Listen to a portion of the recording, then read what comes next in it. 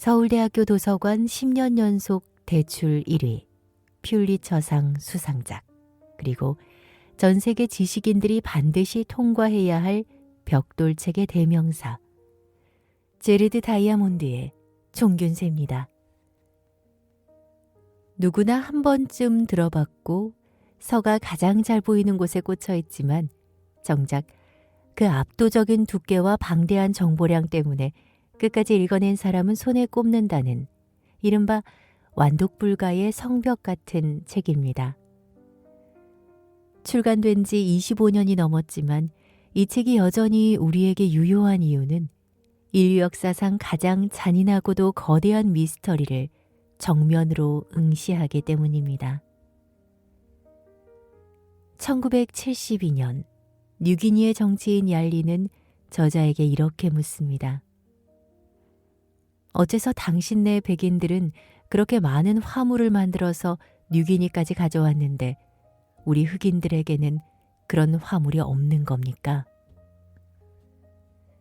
여기서 얄리가 말한 화물은 단순히 물건이 아니었습니다. 강철 도구, 총, 옷, 그리고 근대 문명이 가져온 모든 풍요를 상징하는 것이었죠. 이 질문은 곧 인류사의 가장 아픈 곳을 건드리는 질문으로 확장됩니다. 왜 어떤 민족은 정복자가 되어 세상을 누볐고 어떤 민족은 그들의 발 아래에서 정복당해야만 했는가? 우리는 흔히 그 해답을 인종의 지능이나 민족의 근면함에서 찾으려고 합니다. 하지만 제레드 다이아몬드는 이 방대한 탐구를 통해 단호하게 선언합니다. 그것은 틀렸다.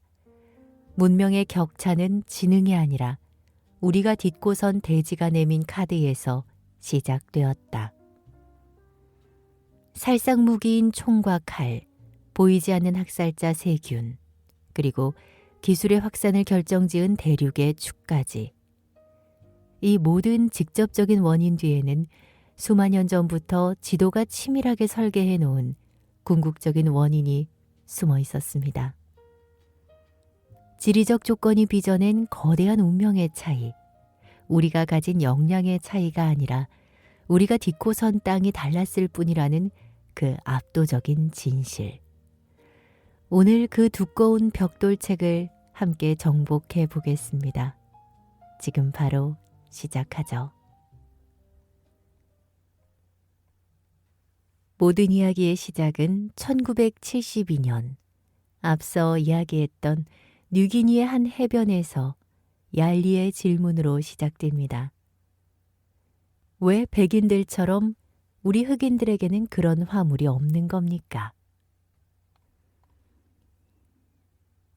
이 질문은 곧 인류사 최대의 수수께끼로 확장됩니다.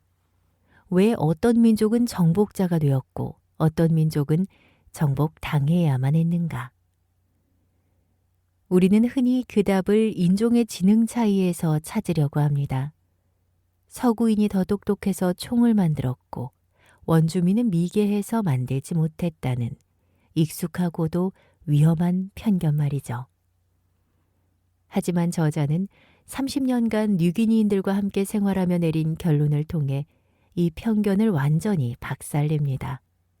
그는 오히려 뉴기니인들이 평균적인 서구인보다 더 지능이 높을 가능성이 크다고 주장하죠. 이유는 생존 조건 때문입니다. 문명화된 사회에서는 시스템이 갖춰져 있어서 지능이 조금 낮아도 생존에 지장이 없지만 거친 밀림에서 살아남아야 하는 뉴기니인들에게는 지능은 곧 생명 그 자체였습니다. 독초를 구별하고 지형을 기억하며 복잡한 부족 관계를 조율하지 못하면 곧 죽음으로 직결되었으니까요. 결국 인류의 출발선에서 생물학적 차이는 없었습니다. 아니, 오히려 정복당한 이들이 더 영리했을지도 모릅니다. 그렇다면 대체 무엇이 이토록 영리한 뉴기니인들을 화물 하나 없는 해변에 머물게 한 걸까요? 범인은 사람이 아니라 그들이 딛고선 대지의 있었습니다. 인류가 농경을 시작하며 가장 먼저 필요했던 건 동물의 힘이었습니다. 내 대신 땅을 갈아주고 고기와 젖을 주며 전쟁터에서 기동력이 되어줄 대형 포유류였죠. 하지만 인류 역사상 가축화에 성공한 대형 초식 동물은 단 14종에 불과합니다.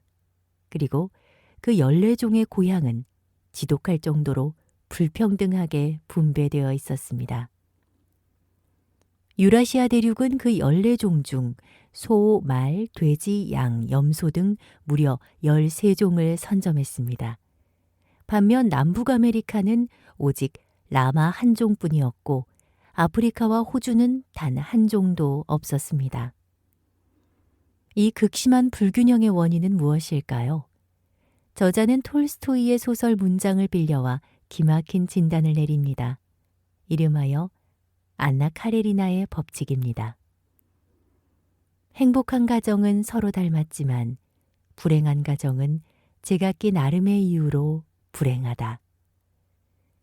가축화도 마찬가지입니다. 야생동물이 가축이 되려면 식성, 성장 속도, 성격, 번식 습성, 사회적 구조 등 모든 조건이 완벽하게 맞아떨어져야 합니다.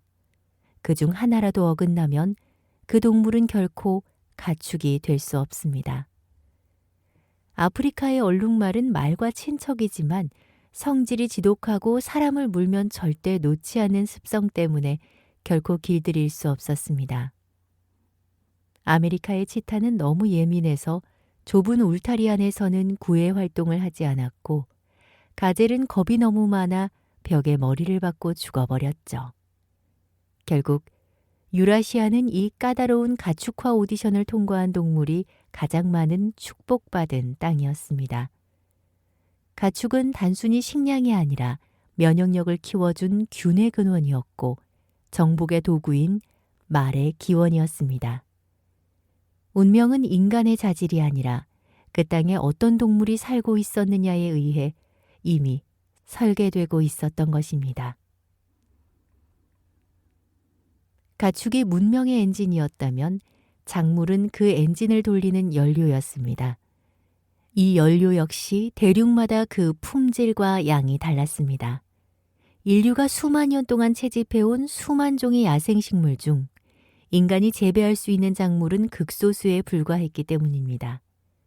여기에서 다시 한번 유라시아, 특히 중동의 비옥한 초승달지대가 압도적인 로또에 당첨됩니다. 이곳에는 야생 상태에서도 알곡이 크고 영양가가 높은 밀과 보리가 자생하고 있었습니다. 반면 옥수수의 조상인 아메리카의 테오신테는 이삭 하나에 알곡이 몇 개 박혀있지도 않은 보잘것없는 잡초에 가까웠죠. 유라시아인들은 한 번의 수확으로 거대한 에너지를 비축할 때 다른 대륙의 인류는 훨씬 많은 노동력을 투입하고도 적은 열량을 얻어야 했습니다. 결국 인간이 작물을 선택한 것이 아니라 선택받을 준비가 된 작물이 그 땅에 살고 있었던 것입니다. 이 차이는 단순히 무엇을 먹느냐의 문제를 넘어섭니다. 밀과 보리 같은 곡물은 저장과 운반이 쉬웠고 이는 인류 역사상 가장 결정적인 변화인 잉여 생산물의 탄생으로 이어집니다. 먹고 남은 식량이 창고에 쌓이면서 비로소 모두가 사냥하러 나가지 않아도 되는 시대가 열렸습니다. 이 남는 식량은 농사를 짓지 않는 전문가 집단을 지탱하는 힘이 됩니다. 왕과 관료가 나타나 국가를 설계하고 문자를 만드는 서기가 등장하며 무엇보다 총과 칼을 만드는 기술자와 전문 군인이 탄생했습니다. 정복의 도구들은 결국 이 남는 밥에서 기원한 셈입니다. 창고에 쌓인 곡물은 곧 시간이 되었습니다. 유라시아인들이 그 남는 시간 동안 철을 재련하고 전술을 짤 때 고열량 작물이 없던 대륙의 인류는 매일의 생존을 위해서 온종일 대지를 일궈야만 했습니다. 이처럼 강력한 작물과 가축이라는 카드를 쥐었을 때 문명은 비로소 폭발적인 확산력을 얻게 됩니다. 그리고 이 축복받은 기술들이 멈추지 않고 더 넓은 세상으로 뻗어나갈 수 있었던 데에는 인류의 운명을 가른 마지막 지리적 비밀이 숨어 있었습니다. 대륙이 뻗어 있는 방향, 즉 가로와 세로의 차이가 문명의 고속도로를 결정지었습니다. 가축과 작물이라는 귀한 씨앗이 뿌려졌을 때 문명은 비로소 더 넓은 세상으로 나아갈 동력을 얻었습니다. 그리고 이 축복받은 기술들이 멈추지 않고 번져나가는 과정에는 인류의 운명을 가른 또 하나의 지리적 비밀이 숨어 있었습니다. 세계 지도를 가만히 들여다보면 대륙이 뻗어 있는 방향의 차이가 눈에 들어옵니다. 유라시아 대륙은 동서로 길게 누워 있는 반면 아프리카와 아메리카 대륙은 남북으로 길게 서 있죠. 이 단순한 기하학적 구도가 문명의 확산 속도를 결정짓는 보이지 않는 고속도로가 되었습니다. 동서로 뻗은 유라시아는 위도가 비슷합니다. 위도가 같다는 건 낮의 길이와 계절의 변화, 기후가 비슷하다는 의미이기도 합니다. 덕분에 중동에서 길들여진 밀과 보리는 별다른 적응 과정 없이도 동쪽으로는 한반도까지, 서쪽으로는 유럽 끝까지 물 흐르듯 퍼져나갈 수 있었습니다. 농사법뿐만 아니라 바퀴와 문자, 야금술 같은 혁신들도 이 기후의 선을 타고 대륙 전체의 지산으로 공유되었습니다. 반면 남북으로 길게 뻗은 대륙의 사정은 달랐습니다. 아메리카의 어느 지점에서 혁신적인 농업기술이 탄생하더라도 그것이 남쪽이나 북쪽으로 이동하기 위해서는 울창한 열대우림과 척박한 사막이라는 거대한 장벽을 넘어야 했습니다. 위도가 급격히 변할 때마다 기후와 생태계가 뒤바뀌었고 북쪽의 작물은 남쪽의 낯선 기후를 견디지 못한 채 사라지곤 했습니다. 문명은 한 곳에서만 태어나는 것이 아니라 여러 곳의 혁신이 서로 만나고 섞일 때 비로소 거대한 힘을 발휘합니다. 유라시아가 수천 년 동안 대륙 전체의 지혜를 한데 모으며 질주할 때 다른 대륙의 문명들은 지리적 고립 속에서 각자의 걸음을 늦출 수밖에 없었습니다. 결국 유라시아의 동서축은 단순한 지형이 아니라 가축과 작물 그리고 지식이 거침없이 흐르던 문명의 고속도로였습니다. 이제 우리가 지금까지 살펴본 이 거대한 지리적 불평등이 수천 년의 세월 동안 축적되어 실제 역사의 현장에 어떤 결과로 나타났는지 확인해 볼 차례입니다. 앞서 뉴기니의 얄리가 던졌던 질문, 왜 어떤 민족은 정복하고 어떤 민족은 정복당해야 했는가에 대한 가장 처절한 해답이기도 하죠. 그 결정적인 증거로 압도적인 전력 차이를 뒤엎고 대륙의 운명을 단 하루 만에 바꿔버린 스페인 군대와 잉카 제국의 충돌, 그 충격적인 카하마르카의 순간 속으로 들어가 보겠습니다. 1532년 11월 16일 페루 고원의 카하마르카 광장. 이곳에서 인류 역사상 가장 기괴하고도 불균형한 만남이 성사됩니다. 한쪽에는 8만 명의 대군을 거느린 잉카 제국의 절대 권력자 황제 아타우알파가 황금 가마를 타고 위풍당당하게 나타났습니다. 그 반대편에는 고작 168명의 병사를 이끌고 먼 바다를 건너온 스페인의 정복자 프란시스코 피사로가 숨죽이며 기다리고 있었죠. 숫자만 놓고 본다면 이 대결은 애초에 성립조차 되지 않는 것이었습니다. 8만 명의 정예 군대가 고작 100여 명의 이방인을 겹겹이 애워싸고 있었으니까요. 광장에 흐르던 평화는 순식간에 처참한 비명으로 바뀌었습니다. 스페인군이 숨겨두었던 나팔을 불고 대포를 쏘아 올리자 난생 처음 듣는 굉음과 연기에 잉카인들은 순식간에 얼어붙었습니다. 단 몇 시간 만에 광장은 피로 물들었습니다. 168명의 스페인군은 단 한 명의 전사자도 없이 7천 명이 넘는 잉카인을 학살했고 살아남은 황제를 포로로 잡았습니다. 잉카의 대군은 제대로 된 저항 한번 해보지 못한 채 속절없이 무너져 내렸습니다. 도대체 어떻게 이런 일이 가능했을까요? 인구 2천만의 거대 제국이 고작 100여 명의 침략자 앞에 속수무책으로 무너진 이 믿기지 않은 결과 뒤에는 우리가 상상하기 힘든 거대한 힘의 격차가 숨어 있었습니다. 그날 광장에서 잉카인들을 압도했던 보이지 않는 무기들, 그리고 수만 년의 세월이 빚어낸 이 잔인한 불평등의 실체를 이제 하나씩 파헤쳐 보겠습니다. 카하마르카 광장에서 목격된 총과 말은 그들의 뛰어난 능력으로 얻은 무기가 아니었습니다. 유라시아의 지리적 축복이 수천 년의 시간을 거쳐 압도적인 무력으로 치환된 결과물에 가까웠죠. 사실 당시 스페인군이 가졌던 화승총은 오늘날의 무기와 비교하면 살상 효율이 그리 높지 않았습니다. 장전은 느렸고 조주는 부정확했습니다. 하지만 이 투박한 쇠덩이 뒤에는 유라시아의 장구한 야금술 역사가 흐르고 있었습니다.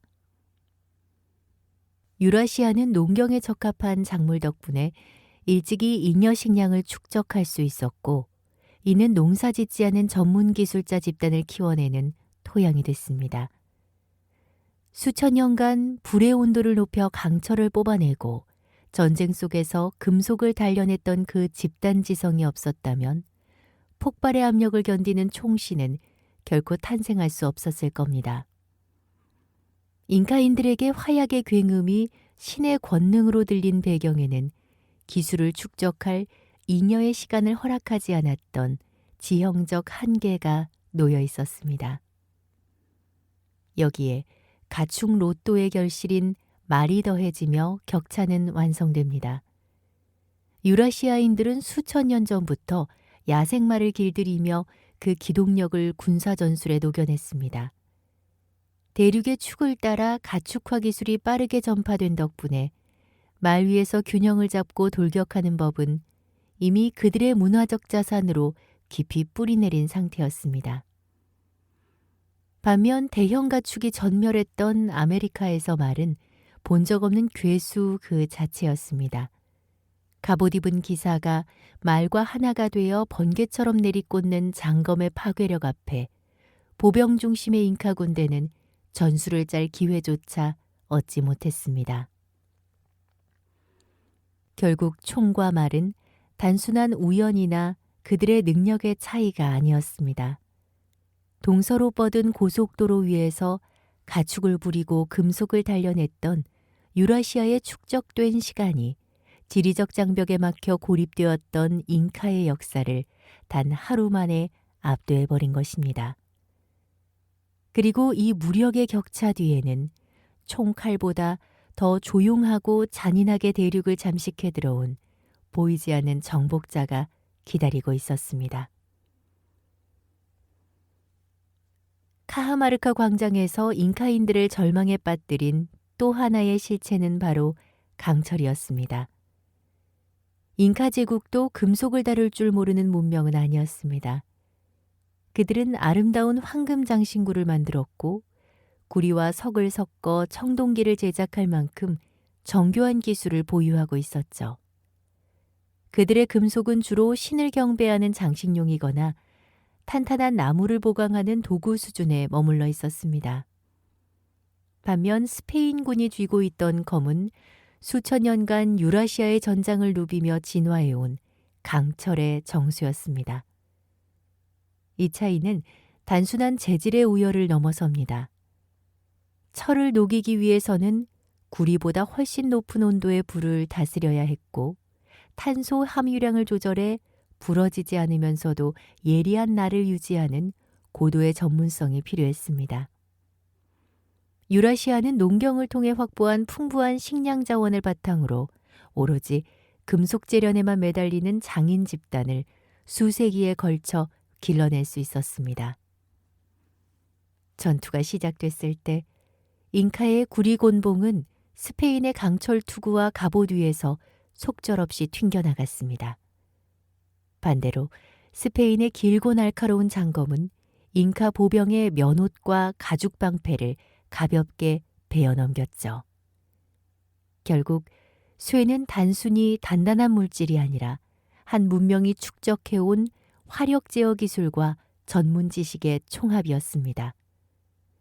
동서로 뻗은 대륙의 축을 타고 철기 제조법이 빠르게 공유되는 동안 지리적 고립 속에 놓여있던 잉카는 이 강철의 시대에 합류할 기회를 얻지 못했던 것입니다. 눈에 보이는 총과 칼, 그리고 말은 잉카 제국의 외벽을 처참하게 무너뜨렸습니다. 그리고 조용하고 잔인하게 대륙의 심장을 멈춰 세운 스페인 군대보다 먼저 도착한 보이지 않는 침략자가 있었습니다. 스페인의 군대보다 앞서 소리 없이 번져나가던 보이지 않는 침략자, 바로 천연두를 비롯한 가축 유래의 전염병입니다. 유라시아인들은 수천 년간 가축과 밀접하게 생활하며 수많은 병균과 사투를 벌여왔습니다. 그 고통스러운 과정은 역설적으로 그들에게 강력한 면역력이라는 보이지 않는 방패를 선물했죠. 반면 대형 가축이 존재하지 않았던 아메리카 대륙의 원주민들에게 이 병균은 생전 처음 마주하는 재앙이었습니다. 면역 체계가 준비되어 있지 않았던 그들에게 스페인인이 가져온 병균은 단순한 질병을 넘어 대륙 전체를 휩쓰는 거대한 파도와 같았습니다. 실제로 피사로가 잉카에 발을 들이기 전 이미 인근 지역에서 퍼진 천연두는 잉카 황제를 포함한 인구의 절대 다수를 앗아갔습니다. 황제의 갑작스러운 죽음은 제국을 극심한 내분으로 몰아넣었고 피사로가 마주한 8만의 대군은 사실 전염병의 공포와 내란으로 이미 그 토대가 흔들리고 있었습니다. 결국 스페인 군대가 잉카 제국을 장악할 수 있었던 바탕에는 개인의 역량을 넘어선 생물학적 불평등이 놓여 있었습니다. 원주민 인구의 90% 이상을 소리 없이 지워버린 이 비극적인 면역력의 차이가 정복의 길을 열어준 셈입니다. 총과 말, 강철, 그리고 보이지 않는 병균까지. 이 모든 것들은 유라시아라는 비옥한 땅과 동서로 뻗은 대륙의 축이 수만 년에 걸쳐 빚어낸 우연한 축복이었습니다. 우리가 목격한 정복의 역사는 결국 인종의 우월함이 아니라 그들이 딛고선 땅의 차이가 만든 필연적인 결과에 가까웠습니다. 수만 년 전 인류가 정착할 땅을 마주했던 그 순간, 어쩌면 대륙의 운명은 이미 그 지형을 따라 흐르기 시작했는지도 모릅니다. 카하마르카에서 목격된 총과 말, 그리고 병균은 현장의 적을 무너뜨리는 강력한 실체였습니다. 이 압도적인 하드웨어들이 승리라는 결과로 이어지게 만든 소프트웨어가 존재했습니다. 세대를 넘어 지식을 축적하고 공유하게 만든 기록의 힘, 바로 문자였습니다. 스페인 정복자 피사로는 비록 글을 모르는 문맹이었으나 그가 속한 유라시아 문명은 이미 수천 년간 문자의 혜택 속에 성장해왔습니다. 스페인인들은 문자로 기록된 과거의 전투 사례를 통해 적을 유인하는 법과 함정을 파는 기술을 학습하며 치밀하게 전략을 짰습니다. 이와 대조적으로 문자가 없던 잉카 제국은 철저히 고립된 정보 속에 놓여 있었습니다. 이 낯선 침략자들이 이전의 다른 대륙에서 어떤 잔혹한 일을 벌였는지, 그들의 실제 의도가 무엇인지 전혀 알 길이 없던 잉카인들에게 정복자들의 출현은 대응 불가능한 재앙이었습니다. 여기서 우리는 한 가지 근본적인 의문을 갖게 됩니다. 잉카인들의 지능이 낮아서 문자를 만들지 못한 걸까요? 아니면 그저 운이 없었던 걸까요? 답은 그들이 처했던 생존의 조건에 있었습니다. 문자는 발명하는 것보다 그것을 유지하는 것이 훨씬 더 어렵고 비싼 기술입니다. 문자를 배우고 기록하며 관리하는 사람들은 직접 농사를 짓거나 사냥을 하지 않았습니다. 즉, 공동체 안에 이들을 먹여 살릴 수 있는 엄청난 양의 잉여 식량이 비축되어야만 문명은 비로소 문자라는 사치스러운 지식 엔진을 돌릴 수 있습니다. 유라시아는 일부에서 확인했듯 가축과 작물이라는 로또 덕분에 일찍이 대규모 정착사회를 이뤘습니다. 먹고 사는 문제에서 해방되어 오직 기록과 행정, 지식에만 전념할 수 있는 전문 계급이 탄생할 수 있는 최적의 요람이었죠. 결국 문자는 단순히 말을 적는 도구를 넘어 정보를 자산으로 바꾸고 전략을 고도화하는 지식의 엔진이 되었습니다. 총과 강철이 현장의 무력이었다면 문자는 그 무력을 언제 어떻게 휘둘러야 하는지 결정짓는 전략적 머리가 되어 주었습니다. 이 정보의 비대칭이야말로 168명이 8만 명을 상대로 승리할 수 있었던 보이지 않는 설계도였던 셈입니다. 흔히 우리는 필요는 발명의 어머니라고 말합니다. 무언가 절실히 필요할 때 위대한 발명이 탄생한다고 믿곤 하죠. 하지만 기술의 역사를 들여다보면 그 반대의 경우가 더 많습니다. 발명은 한 천재의 갑작스러운 영감보다는 이미 존재하는 기술들이 서로 만나고 축적되며 완성되는 기나긴 과정에 가깝기 때문입니다. 여기서 우리는 기술이 발전하기 위한 가장 근본적인 조건을 마주하게 됩니다. 바로 발명가들이 오직 연구와 실험에만 몰두할 수 있도록 그들을 먹여 살리는 경제적 여유입니다. 전문직 종사자들이 대를 이어 지식을 쌓고 기술을 연마할 수 있었던 환경이야말로 유라시아가 기술의 정점에 설 수 있었던 진짜 비결이었습니다.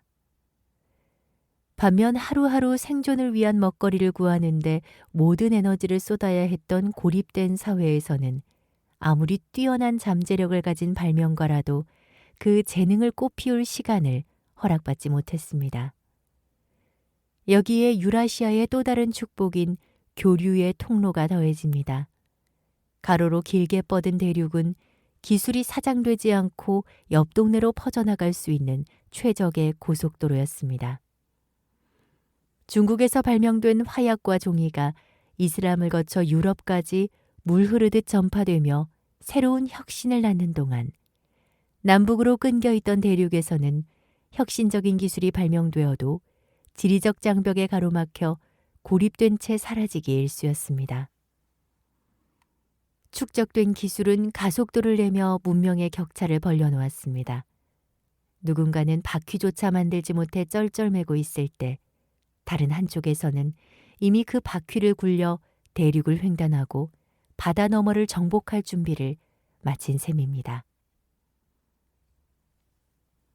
이제 모든 치명적인 도구들이 제 성능을 100% 발휘하게 만든 결정적인 판을 살펴볼 차례입니다. 바로 강력한 힘을 가진 중앙집권적 국가라는 조직의 힘입니다. 사실 잉카 제국 역시 2천만 명을 다스리는 거대 국가였습니다. 그들도 백성들에게 세금을 걷어 도로를 닦고 거대한 석조 건물을 올리는 정교한 시스템을 갖추고 있었죠. 제레드 다이아몬드가 말하는 도둑 정치, 즉 자원을 한 곳으로 모아 사회를 통제하는 능력만큼은 잉카도 부족함이 없었습니다. 문제는 그 시스템이 담아낼 내용물이었습니다. 유라시아의 국가는 수만 년 동안 동서축을 타고 흐른 총과 강철, 문자를 이미 손에 쥐고 있었습니다. 국가라는 시스템은 이 강력한 무기들을 대량으로 생산하고 군대를 조직해 바다 너머로 투입하는 거대한 자금줄이자 지휘관 역할을 수행했습니다. 여기에 제도화된 종교가 결합하며 국가의 행위에 강력한 명분을 더했습니다. 스페인의 종교는 통치자에게 신성한 권위를 부여했고 병사들에게는 신과 국왕을 위해 목숨을 바치는 것이 최고의 가치라는 믿음을 심어주었습니다. 이러한 결합은 전쟁터에서 압도적인 시너지를 냈습니다.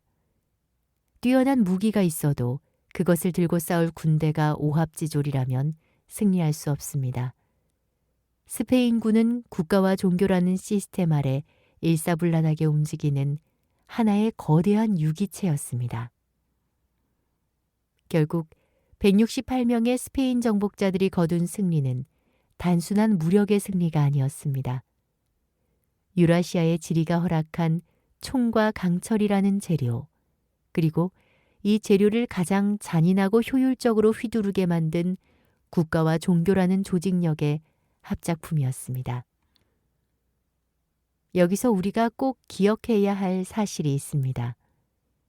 잉카인들이 스페인에 패배한 것은 그들이 미개했거나 지능이 낮았기 때문이 결코 아닙니다. 그들은 자신들이 처한 환경 속에서 최선의 국가와 문화를 일궈냈습니다. 이제 우리는 압니다. 그날의 비극은 인간의 역량 차이가 아니라 유라시아 대륙이 수만 년 동안 응축해온 문명의 총합과 안데스 산맥에 고립되어 있던 단일 문명이 부딪혔을 때 발생한 환경적 격차였다는 것을 말이죠. 우리는 지금까지 인류사의 거대한 물줄기를 바꾼 총균 쇠의 정체를 추적해 왔습니다. 유라시아의 지평선이 허락한 풍요로운 작물과 가축, 그 잉여 식량이 만들어낸 금속 무기와 문자, 그리고 이 모든 힘을 하나로 웅축해 폭발시킨 국가라는 시스템까지 168명의 스페인 군대가 8만 명의 잉카 대군을 무너뜨린 비극은 결코 인간의 역량 차이가 아닌 지리가 설계한 압도적인 환경의 격차였습니다. 이제 우리는 이 거대한 법칙을 들고 세계사의 또 다른 미스테리 속으로 들어갑니다. 종이와 화약, 나침반과 인쇄술까지 현대 문명의 토대를 가장 먼저 쌓아 올린 대륙의 주인은 분명 중국이었습니다. 압도적인 기술과 거대한 함대를 가졌던 중국은 왜 유럽보다 먼저 세계를 정복하지 못했을까요? 그 해답은 역설적이게도 중국의 가장 큰 장점이었던 거대한 통일제국이라는 사실에 숨어 있었습니다. 15세기 초 중국은 정화의 대함대를 파견해 아프리카까지 진출하며 바다를 호령했습니다. 하지만 조정 내에서 정치적 다툼이 일어나고 해상 진출을 반대하는 파벌이 득세하자 황제의 말 한마디에 그 거대한 함대는 해체되고 항해 기록마저 불태워졌습니다. 하나의 거대한 시스템이 아니오라고 결정하는 순간 대륙 전체의 혁신이 멈춰버린 것입니다. 반면 당시의 유럽은 수십 개의 작은 나라로 쪼개져 끊임없이 다투던 혼란의 땅이었습니다. 이제 우리는 이 분열이 어떻게 유럽의 치명적인 경쟁력이 되었는지 주목해야 합니다. 콜럼버스가 항해를 제안했을 때 그는 처음에 포르투갈 국왕에게 거절당했습니다. 만약 유럽이 중국처럼 통일된 상태였다면 그의 도전은 거기서 끝났을지도 모릅니다. 하지만 유럽에는 거절당하면 찾아갈 수 있는 스페인, 이탈리아, 영국 같은 수많은 플랜 B가 있었습니다. 수많은 나라가 서로 생존을 걸고 경쟁하던 유럽에서 한 나라가 도입한 혁신적인 기술은 곧바로 다른 나라의 생존을 위협했습니다. 옆 나라가 총을 만들면 우리도 만들어야 했고 옆 나라가 바다로 나가면 우리도 배를 띄워야 했습니다. 결국 중국의 완벽한 통일은 혁신의 발목을 잡는 정치적 족쇄가 되었고 유럽의 시끄러운 분열은 기술의 가속도를 붙이는 무한 경쟁의 엔진이 되었습니다. 지리적 요인이 농업과 기술을 낳았다면 그 기술을 폭발시킨 마지막 도화선은 바로 대륙의 모양새가 결정한 정치적 구조였던 셈입니다. 이제 시선을 중국 대륙보다 더 가까운 곳, 바로 우리 한반도와 일본 열도로 옮겨보겠습니다. 인류사의 거대한 법칙이 두 나라의 얽히고 설킨 뿌리를 어떻게 설명하는지 그 놀라운 진실을 마주할 차례입니다. 인류사의 법칙을 한반도와 일본 열도라는 좁은 해협으로 가져오면 우리는 아주 흥미로운 장면을 목격하게 됩니다. 바로 약 2400년 전 일본 열도에서 일어난 급격한 변화인 야요이 혁명입니다. 그전까지 일본은 수만 년 동안 채집과 수렵에 머물렀던 조몬 시대였습니다. 이제 우리는 질문해야 합니다. 어떻게 일본은 단숨에 석기 시대를 지나 청동기와 철기 그리고 정교한 수전 농업의 시대로 진입할 수 있었을까요?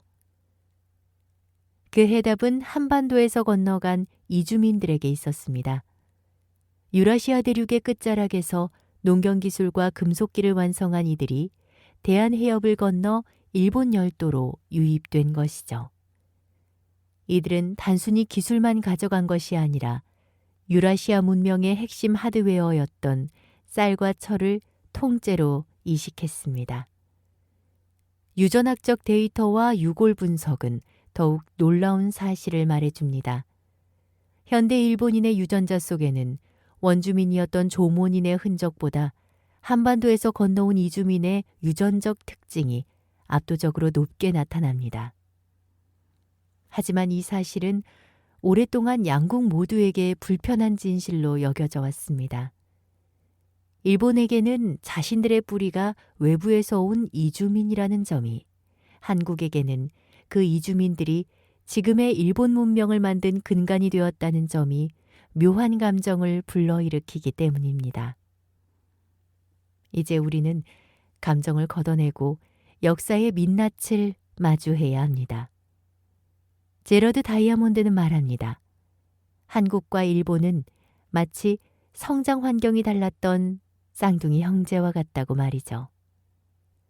한반도라는 통로를 통해 전달된 유라시아의 총균쇠가 일본이라는 섬나라에서 어떻게 변형되고 독자적인 문명으로 꽃피웠는지 이해하는 것. 그것이 두 나라의 복잡한 관계를 푸는 인류학적 열쇠가 될 것입니다. 왜 당신네 백인들은 그렇게 많은 화물을 만들었는데 우리 흑인들은 그러지 못했습니까?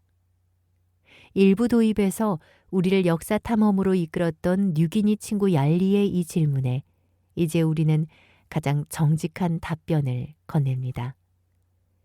현대 문명의 풍요를 상징하는 화물. 누군가는 그것을 인종의 우월함이라 믿었고 누군가는 지능의 차이라고 말했습니다. 하지만 제레드 다이아몬드가 인류사를 훑으며 찾아낸 답은 전혀 달랐습니다. 얄리, 당신들이 화물을 갖지 못한 것은 당신들의 머리가 나빠서도 게을러서도 아닙니다. 단지 당신들의 고향 뉴기니에는 가축으로 부릴 소나 말이 없었고 대규모 농경을 시작할 밀이나 보리가 자라지 않았을 뿐입니다. 이제 우리는 분명히 말할 수 있습니다. 아프리카가, 아메리카 원주민들이, 그리고 뉴기니의 사람들이 유럽의 총칼 앞에 무너진 것은 그들이 못나서가 아닙니다. 단지 그들이 발을 딛고 서 있던 땅에 전파를 가로막는 거대한 산맥과 정글이 있었고 유라시아 대륙과는 다른 지리적 불운이 있었을 뿐입니다. 이것은 차가운 결정론이 아닙니다. 오히려 정복과 피지배의 역사 속에 상처 입은 인류를 향한 가장 따뜻한 면죄부입니다. 인류는 어느 곳에서나 각자의 환경에 맞게 최선의 지능을 발휘하며 살아남았습니다. 어쩌면 척박한 환경에서 사투를 벌이며 살아남은 이들의 생존 지능은 풍요로운 땅에서 안주했던 사람들보다 훨씬 높았을지도 모릅니다. 결국 총균 쇠의 격차는 인종의 우열이 아니라 지리의 우연이 만든 결과물입니다. 이 사실을 받아들이는 순간 우리는 타 민족에 대한 근거 없는 우월감이나 스스로에 대한 비굴한 열등감에서 비로소 자유로워질 수 있습니다. 운명은 지도가 그렸을지 모르지만 그 지도를 이해하고 서로의 상처를 보듬으며 새로운 길을 내는 것은 이제 우리 인간의 몫입니다. 우리가 서 있는 땅이 달랐을 뿐 우리는 본질적으로 같은 능력을 가진 평범한 존재라는 것. 이것이 바로 25년에 걸친 이 방대한 탐구가 우리에게 건네는 진실입니다. 결국 모든 것이 지리적 운명이라면 인간의 노력은 무의미한 것일까요? 대장정의 마침표를 찍으며 우리는 지리의 저주를 넘어 인류가 나아가야 할 새로운 방향을 제시합니다. 지금까지 우리가 나눈 이야기는 자칫 환경이 모든 것을 결정한다는 차가운 운명론처럼 들릴지도 모릅니다. 하지만 제레드 다이아몬드가 13,000년의 역사를 추적하며 진정으로 하고 싶었던 말은 인간의 무기력함이 아닙니다. 오히려 그 반대죠. 과거의 역사가 지형과 기후라는 거대한 파도에 휩쓸려 쓰였다면 앞으로의 미래는 그 파도를 넘어서려는 우리의 선택에 의해 쓰여야 한다는 강력한 메시지입니다. 이제 기술과 정보는 국경을 넘어 빛의 속도로 흐르고 있습니다. 과거에 인류를 갈라놓았던 거대한 산맥과 깊은 바다라는 물리적 장벽은 이미 무너지고 있습니다. 이것은 더 이상 지리의 저주를 핑계 삼아 세계의 불평등을 방치할 수 없는 시대가 되었음을 의미합니다. 우리가 누리는 안락함이 단지 운 좋은 땅에 태어난 우연한 결과라는 사실을 인정한다면 우리는 그 혜택을 받지 못한 이들을 향한 오만한 우월감을 내려놓아야 합니다.